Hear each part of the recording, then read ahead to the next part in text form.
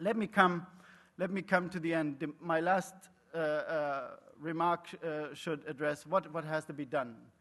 So what has to be done is clearly we need a totally different regulation. We need the courage and the boldness of governments to approach this question, how to get the prices right. And governments have to interfere.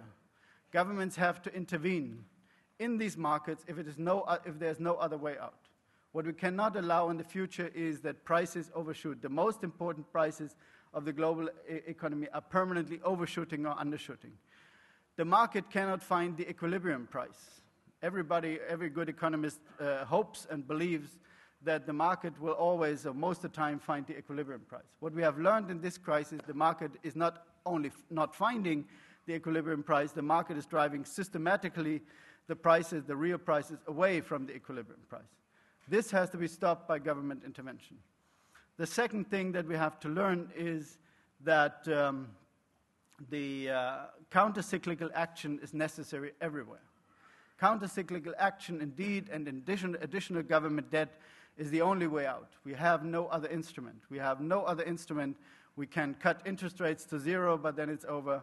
We are then only left with one instrument, and that is government deficit spending, and it has to be done globally, and it has to be done hopefully in a coordinated fashion, and it has to be done in a fashion that those countries that are stronger, those countries mainly that have current account surpluses, that they do more than the countries with current account deficits, because one other reason of the crisis was these global imbalances with one country spending too much, another country spending too little.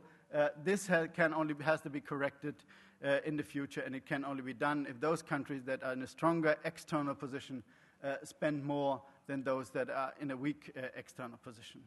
And the third lesson is the most important one, and I'm happy that I can mention it here in such an important meeting of trade unions from all around the world.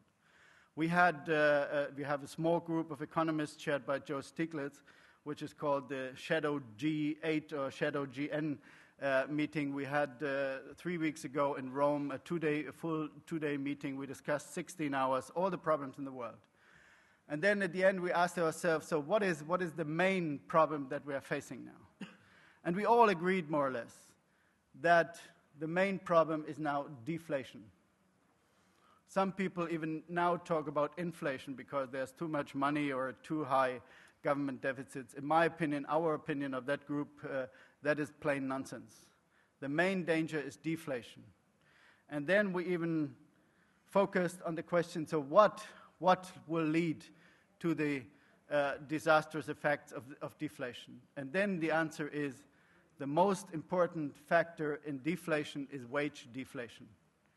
Wage deflation has to be avoided at any price, because once we're in a situation where all across the world wages are cut in response to rising unemployment, we are in a disaster. There is no way out, because then the sums that governments would have to bring in, governments would need to stimulate the economy, are so big, are so huge, that is politically more or less impossible to get this money activated and put into the economy.